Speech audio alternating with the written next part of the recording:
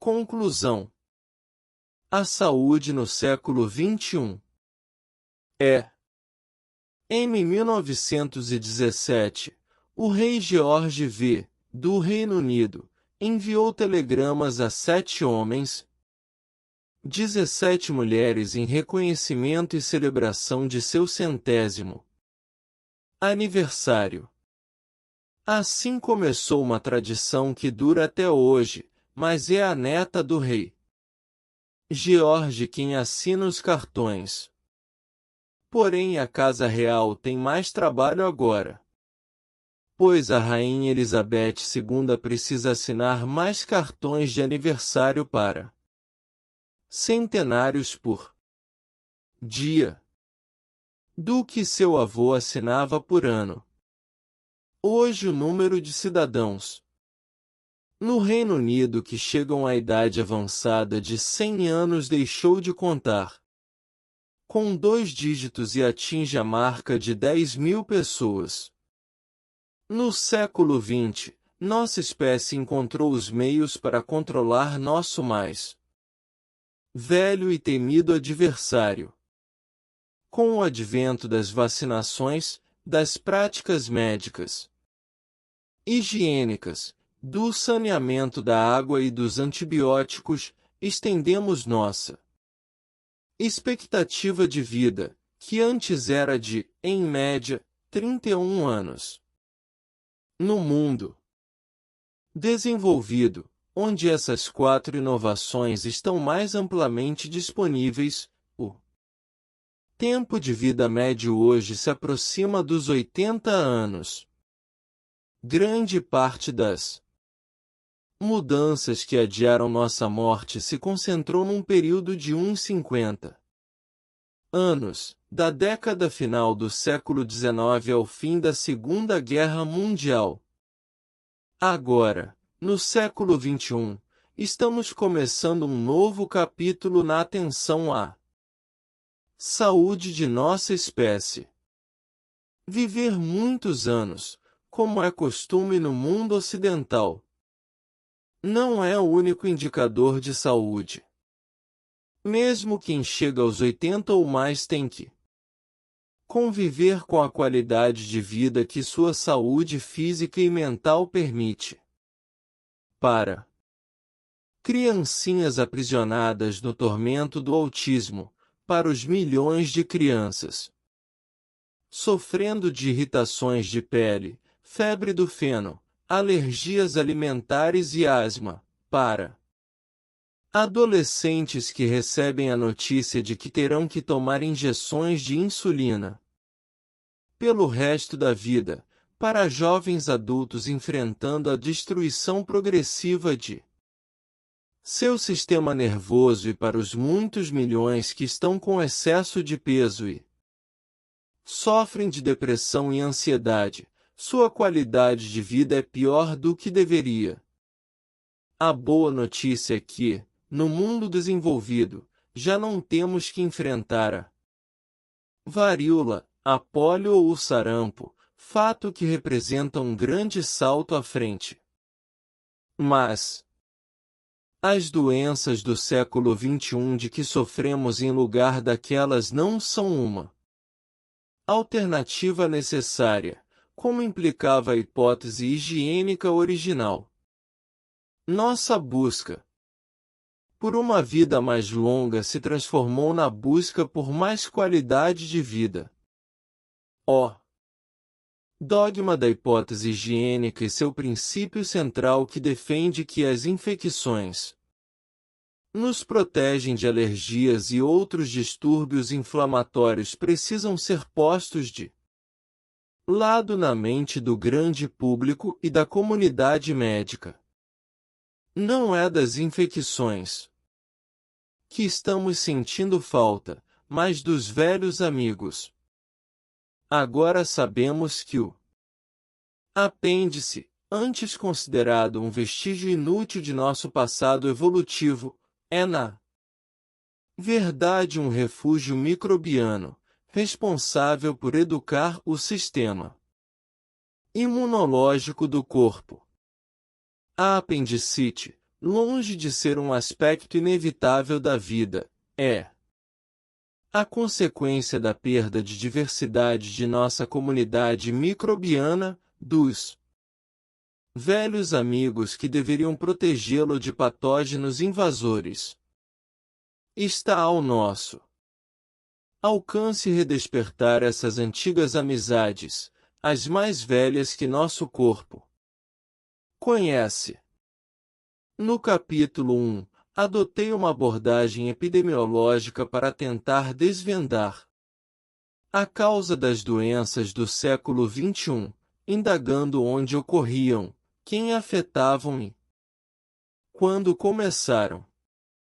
As respostas a essas perguntas refletiram as mudanças em nosso modo de vida proporcionadas pela riqueza e a engenhosidade do mundo desenvolvido, onde tomamos antibióticos para tudo, do resfriado mais simples às piores infecções.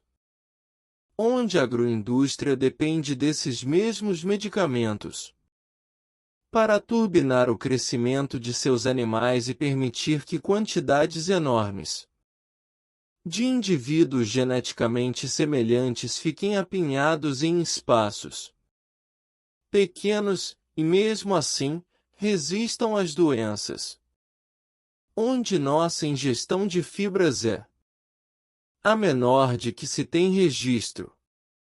Onde, em vez de nascerem de maneira natural, tantas crianças são cirurgicamente removidas do nosso corpo. E onde milênios de leite materno foram abandonados a favor da fórmula infantil. Essas mudanças se concentraram na década de 1940, quando os antibióticos se tornaram disponíveis. O fim da Segunda Guerra Mundial transformou nossa alimentação e as cesarianas e as mamadeiras se popularizaram. O que estava invisível até agora era o impacto dessas mudanças no nível microscópico. Milhares de gerações de evolução conjunta e cooperação com nossos parceiros simbióticos chegaram a um fim involuntário no dia em que declaramos guerra aos micróbios. As doenças do século XXI afetam todos nós, de recém-nascidos a idosos. Tanto homens quanto mulheres de todas as etnias.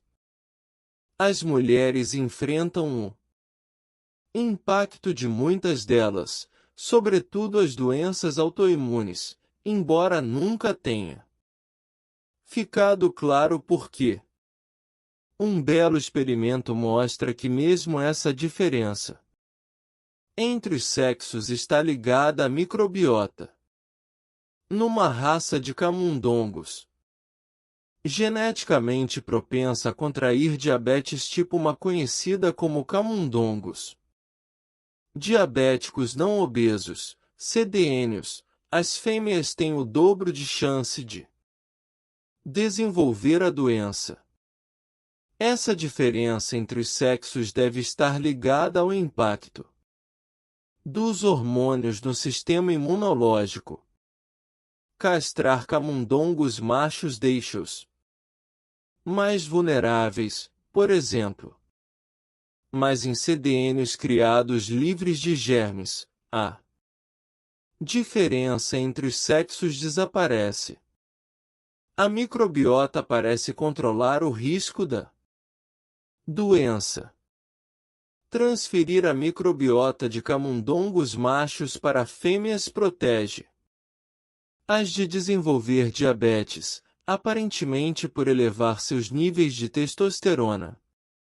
Mas essas diferenças específicas aos sexos só são evidentes após a puberdade, o que explica por que a diabetes tipo 1 nos seres humanos não tem diferença entre os sexos, já que tende a se desenvolver antes desse período.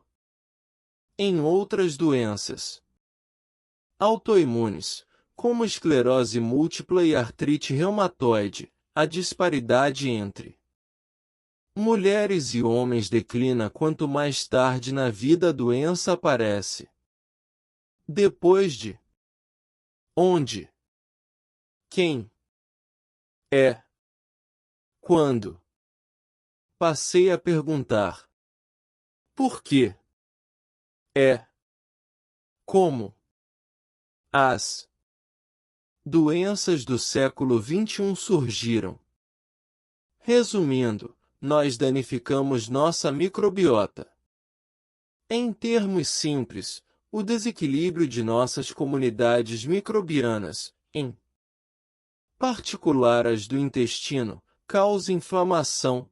Inflamação causa doença crônica. Esperávamos que o genoma humano se mostrasse uma mina de informações sobre as causas dos nossos problemas de saúde, mas a pesquisa de nossos genes revelou menos doenças determinadas pelos genes do que havíamos previsto. Pelo contrário, estudos de associação ampla do genoma só revelaram genes que afetam nossa predisposição a diferentes doenças. Essas variantes genéticas não são necessariamente erros, mas variações naturais que, sob circunstâncias normais, poderiam não levar a problemas de saúde. Mas num ambiente particular, as diferenças genéticas podem tornar algumas pessoas mais propensas do que outras a desenvolverem uma doença específica. Foi revelador descobrir que muitas das variantes genéticas associadas às doenças do século XXI dizem respeito a genes ligados à permeabilidade da mucosa intestinal e à regulação do sistema imunológico. Em 1900, as 3 principais causas de morte no mundo desenvolvido, ceifando a vida de 1/3 das pessoas, foram pneumonia, tuberculose e diarreia infecciosa. A expectativa média de vida era de aproximadamente 47 anos. Em 2005, as 3 principais causas de morte, tirando a vida de metade das pessoas, foram doença cardíaca, câncer e derrame. A expectativa média de vida estava em torno de 78 anos. Gostamos de pensar que essas são doenças típicas da velhice, uma consequência inevitável de viver mais. Mas as pessoas que moram em partes não ocidentalizadas do mundo, que sobreviveram às doenças infecciosas, acidentes e à violência e chegaram à idade avançada, não tendem a morrer devido a essas 3 grandes categorias de doenças. O que estamos percebendo agora é que o coração não enrijece, as células não se multiplicam descontroladamente, nem os vasos sanguíneos estouram só porque estão velhos. A visão emergente entre os cientistas médicos é que não se trata de doenças próprias da velhice, mas de uma consequência da inflamação crônica. Se existe um efeito da idade avançada, é que os insultos modernos que lançamos contra o nosso corpo tiveram o tempo necessário para gerar inflamação até o ponto da catástrofe. Se este é o caso, é possível termos uma velhice maravilhosa, sem décadas de inflamação acumulada.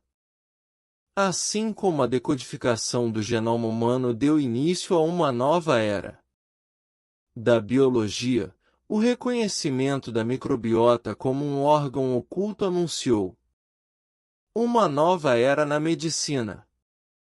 As doenças do século XXI trouxeram novos desafios. Para pacientes que chegaram a uma idade avançada, médicos que desejam oferecer cura a empresas farmacêuticas que estão criando drogas para consumo crônico.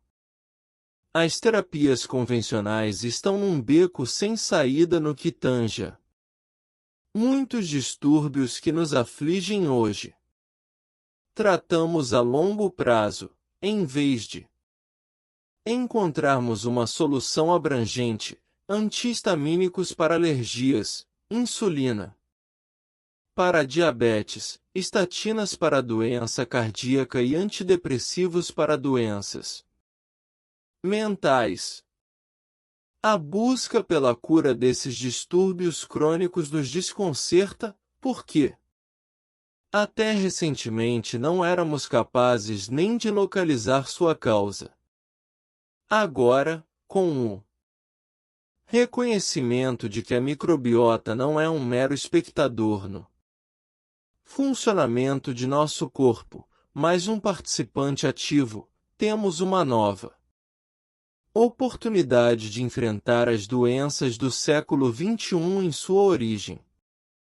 Então, o que devemos fazer?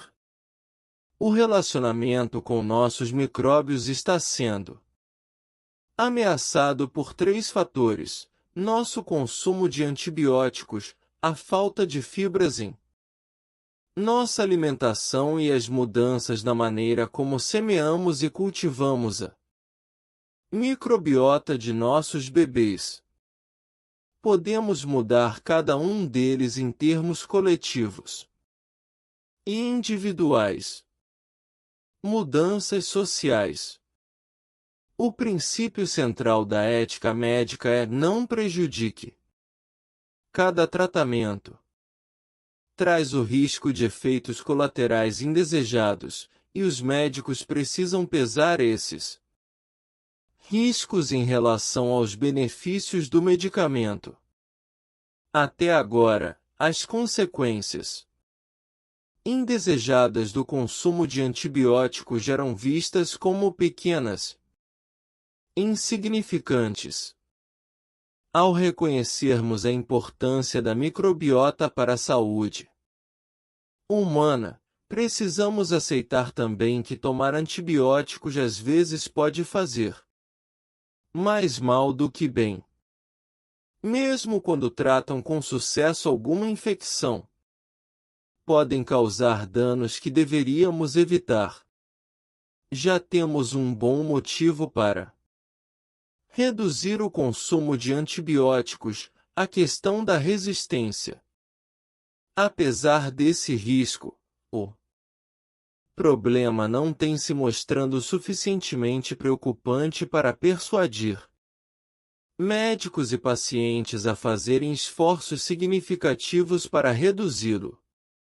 Mas, se levarmos em conta as consequências profundamente pessoais do dano colateral à microbiota, talvez possamos passar a tratar os antibióticos como tratamos a quimioterapia, um conjunto de medicamentos com graves consequências para as células saudáveis, a que só devemos recorrer quando os benefícios superem os custos.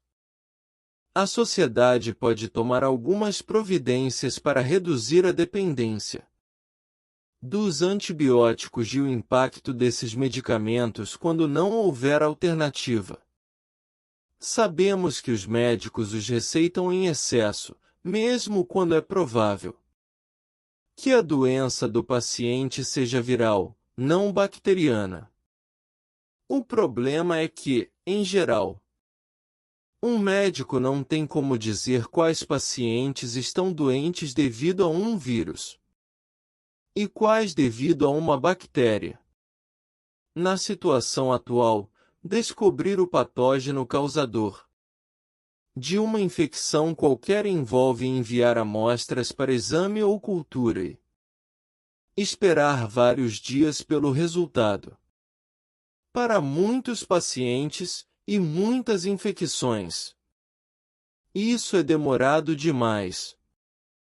Portanto, o primeiro passo na redução do consumo desnecessário de antibióticos seria desenvolver biomarcadores rápidos, capazes de identificar a fonte de uma infecção em questão de minutos ou horas, a partir de amostras de coleta fácil, como fezes, urina, sangue ou mesmo o hálito.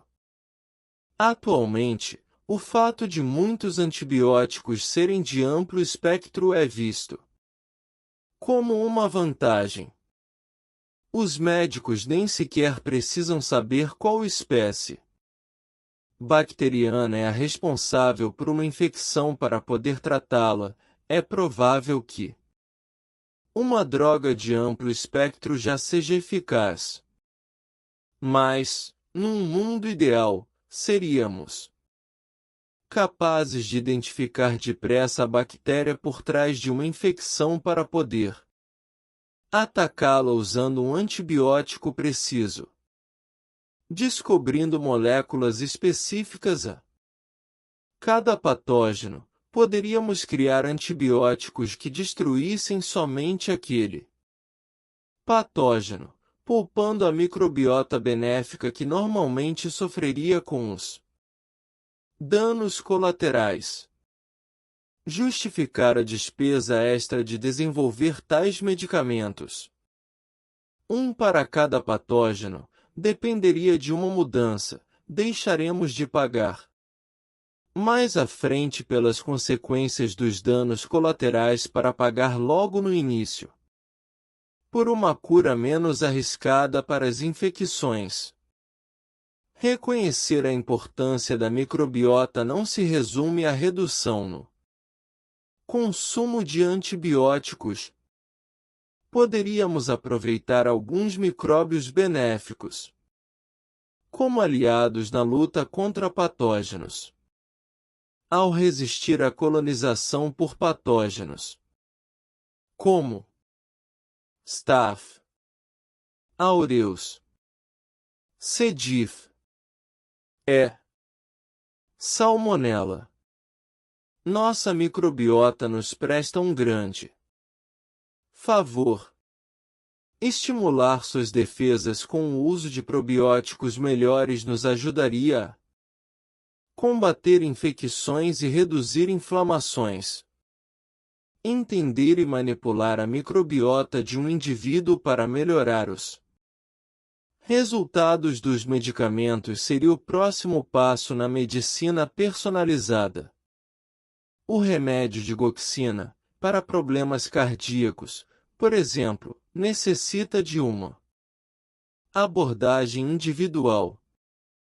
No momento, os médicos precisam fazer um jogo de adivinhação para decidir que dose prescrever aos pacientes. Durante semanas ou meses, precisam ajustar a dosagem de cada paciente tratado, equilibrando custo e benefício. A variação na reação do paciente não se deve a diferenças genéticas, mas à composição de sua flora intestinal. Pacientes que abrigam uma única cepa da bactéria Egertella lenta reagem mal à digoxina, porque esse micróbio comum do intestino desativa o medicamento, tornando-o ineficaz. Se os cardiologistas soubessem quais pacientes portam e lenta, poderiam recomendar a eles o aumento da ingestão de proteína, já que o aminoácido arginina impede a desativação da digoxina por essa bactéria. As reações aos medicamentos estão longe de serem previsíveis. Os 4,4 milhões de genes extras da microbiota, em parte herdados e em parte adquiridos, desempenham um papel importante na reação de um indivíduo a uma medicação. Os micróbios conseguem ativar, desativar os remédios ou torná-los tóxicos. Em 1993, a interferência do microbioma tratamentos custou caro a 18 pacientes japoneses que haviam desenvolvido herpes zoster, enquanto sofriam de câncer. Sua flora intestinal normal havia transformado o medicamento contra herpes zoster num composto químico que tornava seu tratamento anticâncer letalmente tóxico. Os perigos da interação já eram conhecidos quando o remédio contra herpes zoster foi aprovado, e o rótulo dele trazia uma advertência contra sua ingestão junto com remédios anticâncer. Infelizmente, na época, os médicos japoneses costumavam não revelar o diagnóstico de câncer a seus pacientes e prescreviam remédios sem grandes explicações. É fácil imaginar que poderíamos começar o sequenciamento genético dos micróbios dos pacientes, não apenas para ajudar no diagnóstico, mas também para assegurar que recebam a medicação mais apropriada nas doses corretas. Manipular a microbiota pelo acréscimo ou remoção de espécies específicas poderia ajudar a reduzir os efeitos colaterais, melhorar os resultados e garantir a segurança. Como o sequenciamento do DNA está ficando cada vez mais barato, a ideia de que poderíamos monitorar o microbioma para avaliar os riscos à saúde e mapear melhorias torna-se cada vez mais realista. Nosso abuso dos antibióticos estende-se à agropecuária. Na União Europeia, os fazendeiros não estão mais autorizados a usar antibióticos com o único intuito de promover o crescimento do rebanho, mas acabam simplesmente utilizando-os como tratamento. Os Estados Unidos estão bem atrás no que diz respeito à proibição do uso de antibióticos para promover o crescimento, embora o Food and Drug Administration tenha anunciado sua intenção de limitar seu uso. Não são apenas os produtos animais que são afetados pelo uso de antibióticos, já que o esterco contaminado por essas drogas pode ser usado legalmente para fertilizar mesmo horticulturas orgânicas. No final, a agropecuária sem antibióticos, nem pesticidas, hormônios ou outros medicamentos cuja segurança é questionável em seres humanos, custará mais, mas onde você prefere pagar, no caixa do supermercado ou dia após dia, com problemas de saúde, custos médicos extras, altos impostos para manter os serviços de cuidado à saúde funcionando? Quando se trata de nossa alimentação, estamos cercados de controvérsias. O que é pior, manteiga ou óleo? Quantas calorias diárias deveríamos ingerir? Nozes fazem bem ou mal? Devemos reduzir os carboidratos ou as gorduras se queremos perder peso? Nem mesmo os especialistas conseguem concordar nas respostas a essas perguntas, mas será difícil achar algum que diga que não. Deveríamos comer mais fibras. Na Grã-Bretanha, foi lançada a campanha 5AD para fazer com que as pessoas comam ao menos 5 porções de frutas e verduras por dia. Em 2003 ela agora está tão entranhada na consciência dos britânicos que as pessoas brincam quando falam sobre vinho, geleia e doces com sabor de fruta, chamando-os de um dos meus 5 por dia. Na Austrália, a mensagem de saúde pública é Go for 2 e 5, ou seja, 2 porções de frutas e 5 de legumes. Parece que essas mensagens tiveram algum impacto sobre os hábitos alimentares das pessoas, mas o problema é que o foco tem recaído sobre vitaminas e minerais, não sobre as fibras. Assim, os fabricantes de alimentos aproveitam a oportunidade para divulgar seus produtos, alimentos diferentes, como o purê de tomate e suco de fruta obtiveram o selo de aprovação como contribuintes para essa cota. As frutas, muitas vezes em forma de suco ou passadas no liquidificador, recebem mais atenção que os legumes e outros alimentos vegetais como cereais, sementes e nozes são totalmente ignorados.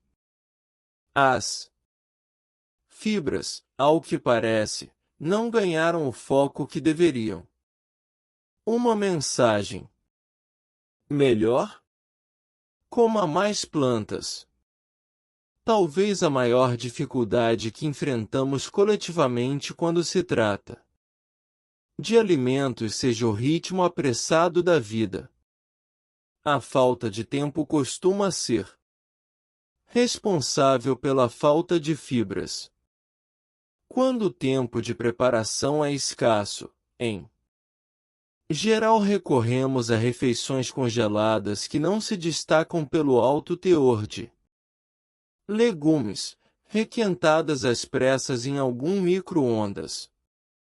Mesmo as frutas são embaladas para conveniência e rapidez, transformadas em suco ou passadas no liquidificador e depois engarrafadas, eliminando a necessidade de descascar e cortar. Para uma cultura tão focada na comida, dedicamos muito pouco esforço ao ato de comer. Finalmente, chegamos aos bebês.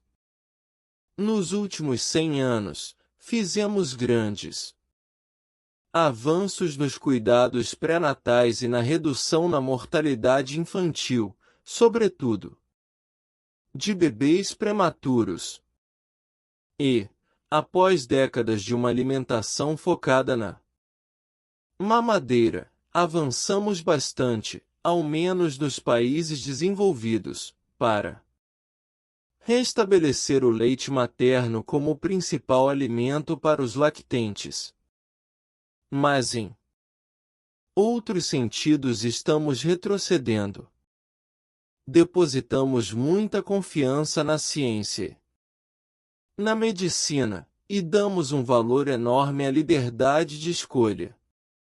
Como resultado, em muitas cidades, as cesarianas são mais comuns do que os partos normais. Deveríamos ser cuidadosos com essa intervenção. Há pouca pesquisa sobre os impactos à saúde das mulheres e crianças, particularmente em circunstâncias de boa saúde, como durante a gravidez, o trabalho de parto e o nascimento. Obstetras e parteiras precisam conhecer as consequências microbianas das cesarianas e das fórmulas infantis, e as mães merecem conhecê-las. As técnicas usadas para trazer os bebês ao mundo se baseiam em nosso conhecimento em constante evolução do que é melhor para a mãe e o bebê.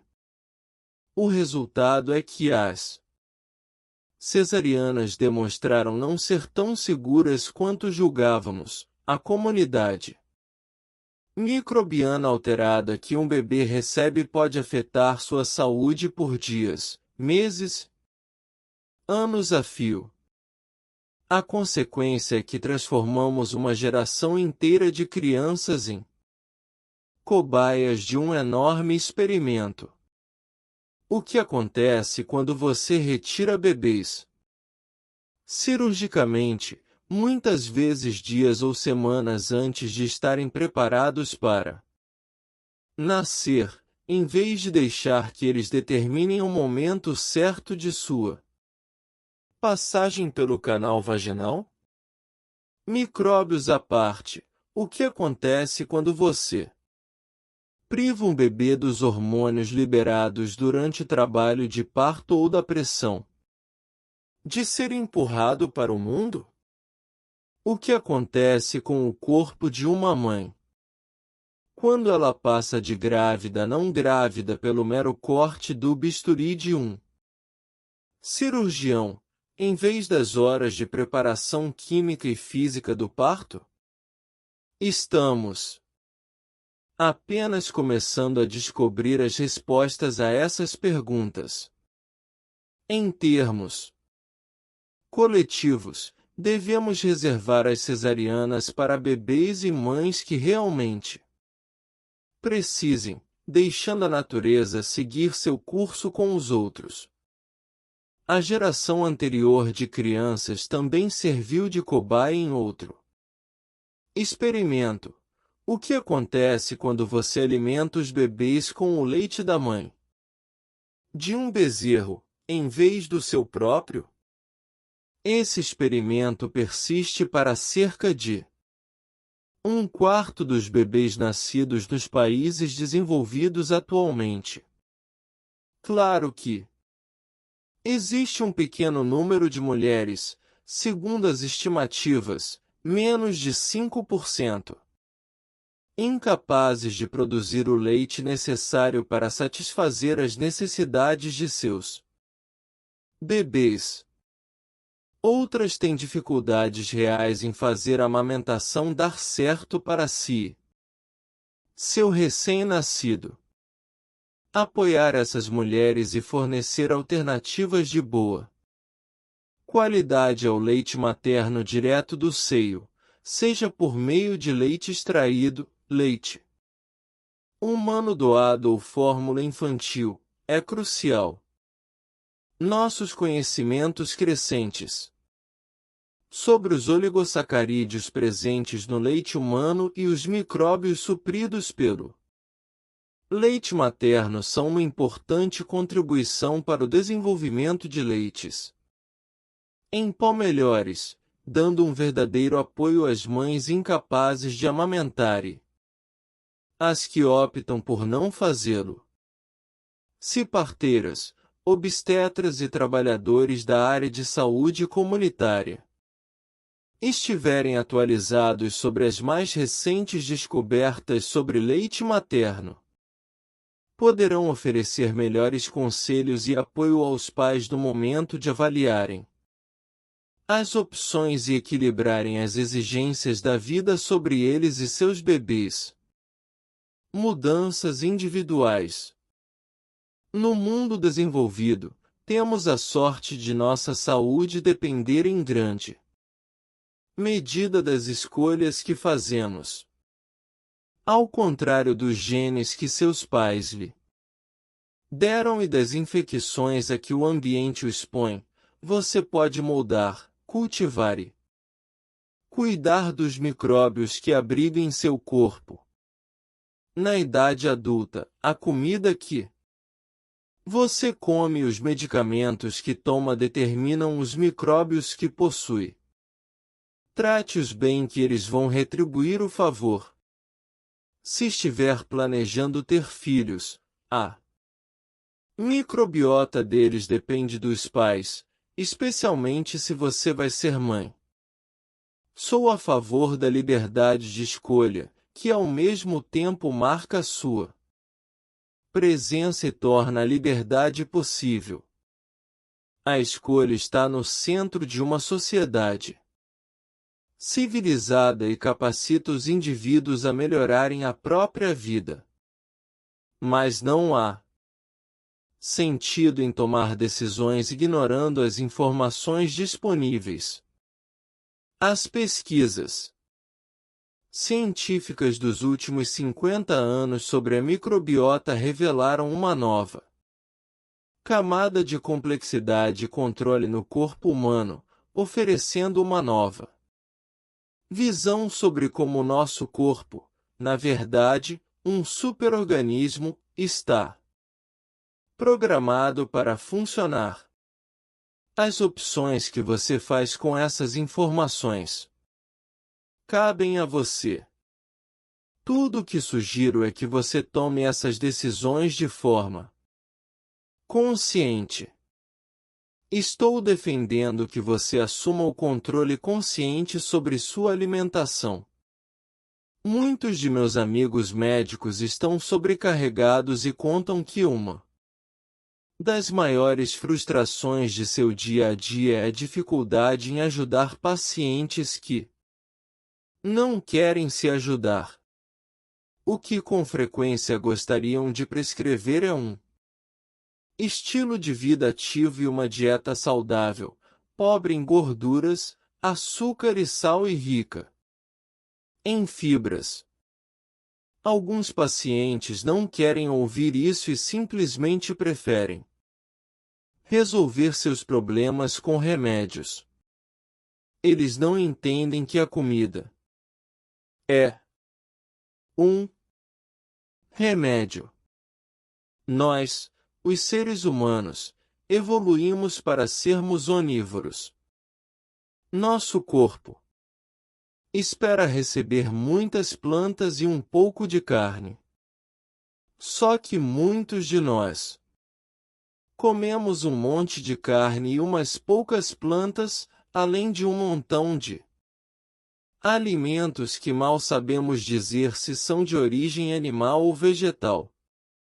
Se você optar por aumentar sua ingestão de fibras comendo mais alimentos vegetais, faça-o devagar e de forma gradual, para dar à sua microbiota tempo de se adaptar.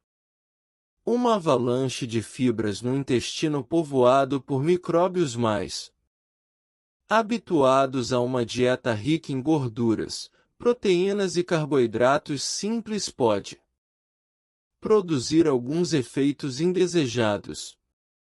Lembre-se de que verduras, sementes, leguminosas, ervilhas, feijões e assemelhados tendem a conter mais fibra e menos açúcar do que as frutas, e de que passá-las pelo liquidificador ou transformá-las em suco pode reduzir o teor de fibra e aumentar o acesso a calorias digeríveis por enzimas humanas que serão absorvidas no intestino delgado.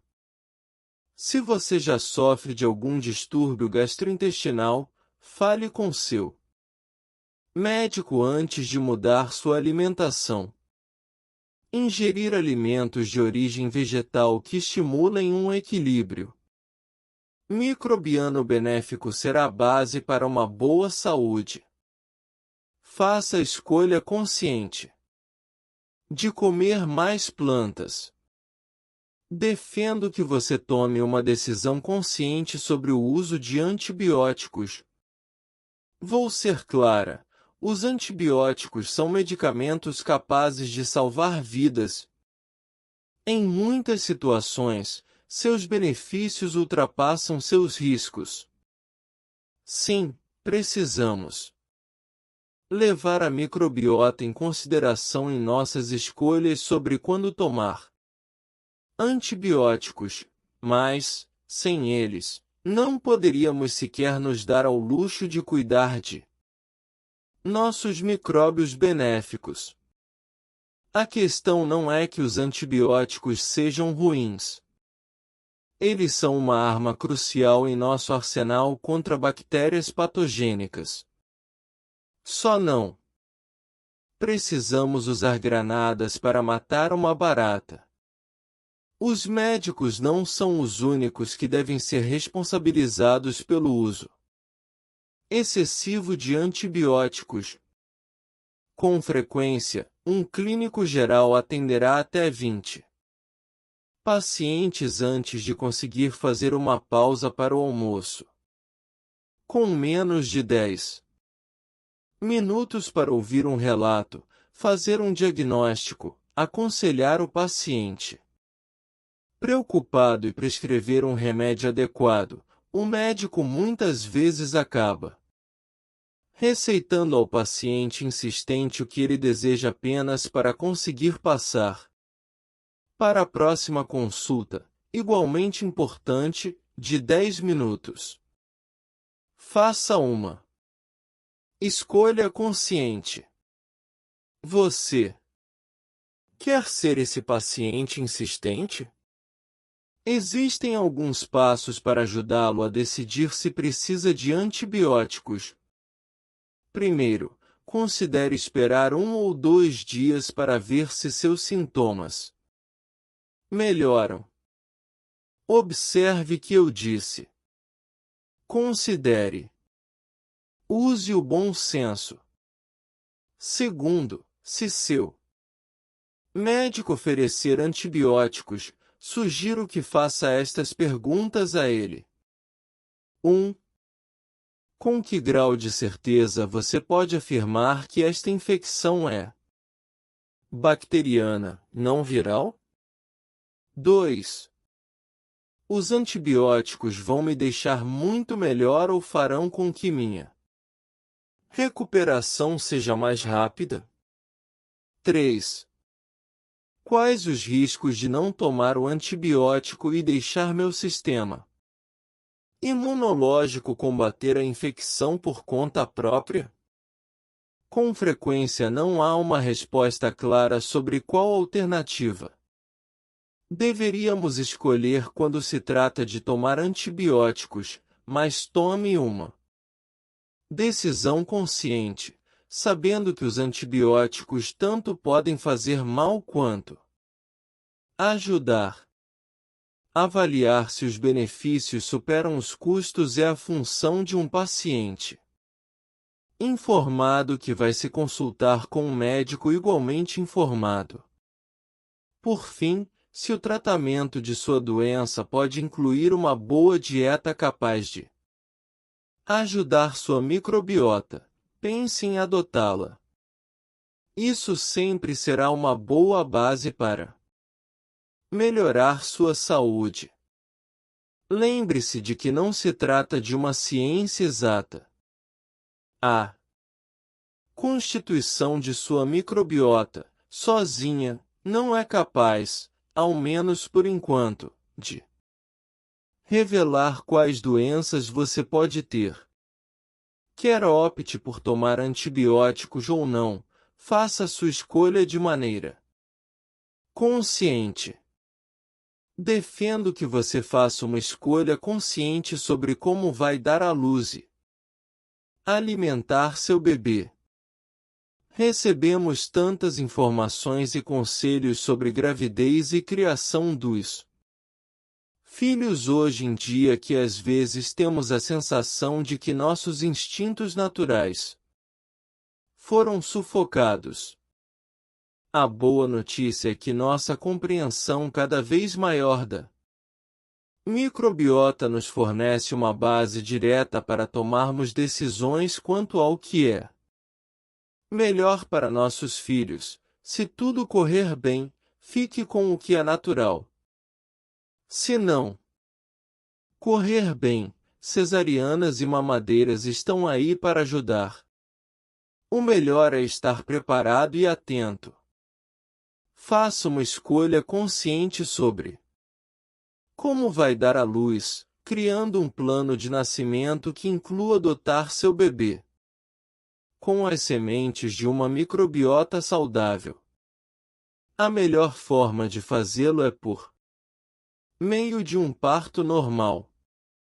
Se optar pela cesariana ou ela for inevitável, pense em Adotar as técnicas de transferência microbiana de Maria Glória Domingues.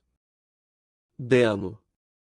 Compartilhe seu plano com seu parceiro, seu médico e sua parteira. Tome uma decisão consciente sobre como vai alimentar seu bebê. Lembrando que o leite materno fortalece as sementes de microbiota que ele recebeu durante o nascimento.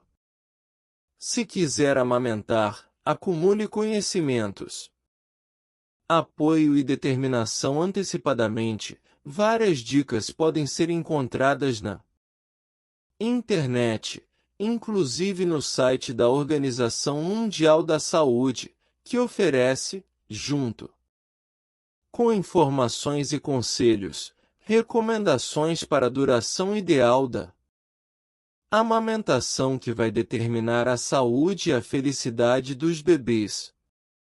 Mas não se desespere se não funcionar. Existem várias maneiras de cultivar a microbiota de seu filho. Há mais boas notícias para você e sua prole. Podemos relaxar quanto aos germes. A maioria dos micróbios que os bebês encontram no dia a dia não lhe farão mal. Na verdade, vão contribuir para uma microbiota diversificada e ajudar a educar o sistema imunológico das crianças.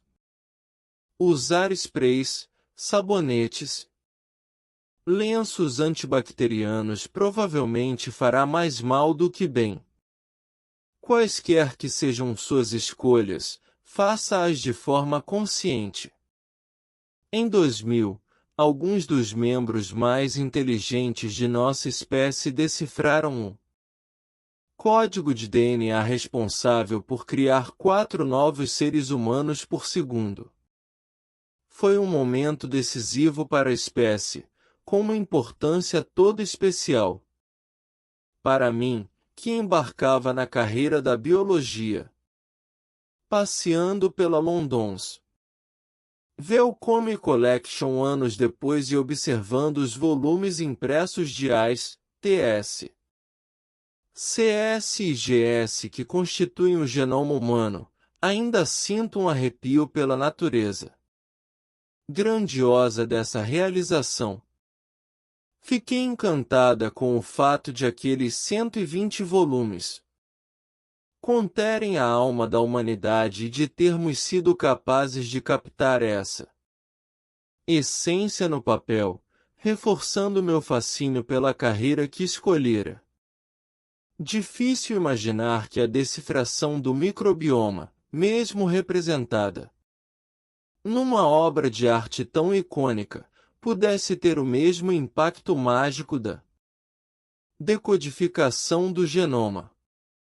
Mas nossa percepção nos últimos 10 ou 20 anos de que os micróbios do corpo são parte de nós e de que seus genes fazem parte de nosso metagenoma pode ser algo ainda mais significativo para a vida dos seres humanos. A microbiota é um órgão, o órgão esquecido e oculto, do corpo humano e contribui para nossa saúde e felicidade como qualquer outro.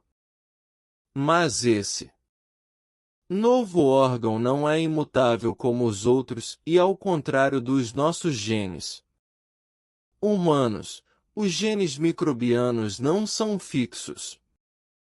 Tanto as espécies que abrigamos, quanto os genes que contêm são nossa propriedade, estão sob nosso controle.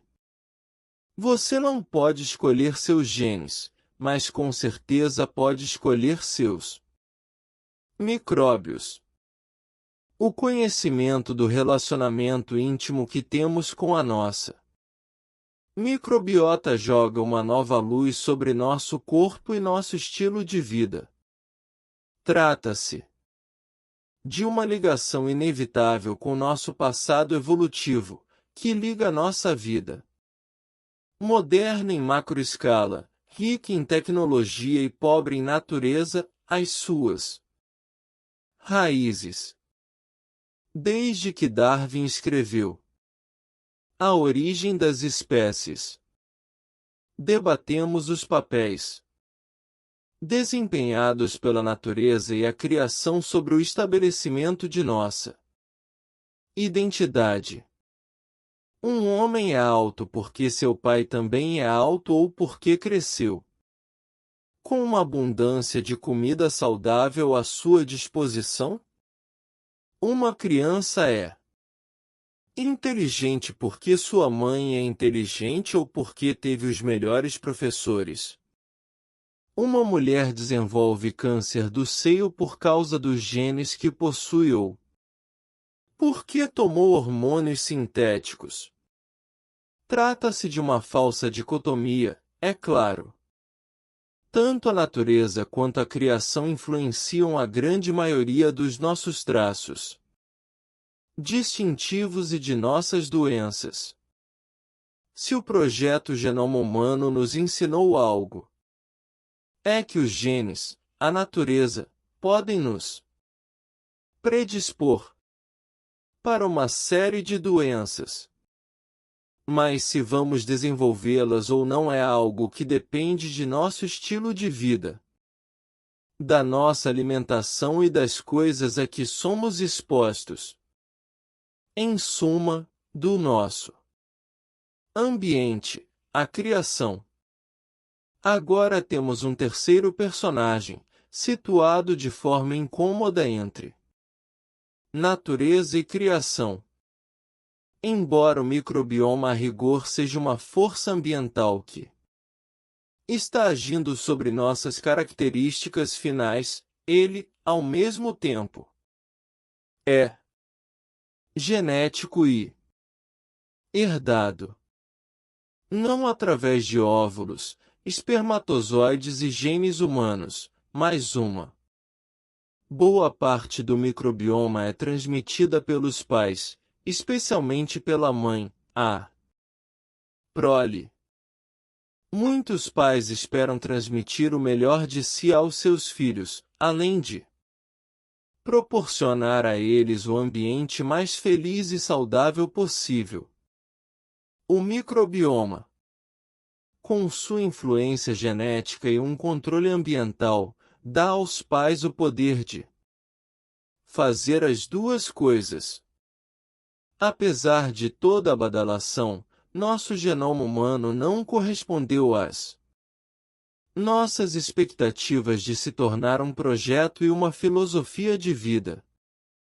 Está no nosso DNA, costumamos dizer ao lidarmos com nossa humanidade e nossas idiosincrasias, mas na verdade sabemos que nosso próprio código genético oferece poucas instruções para nossa vida diária.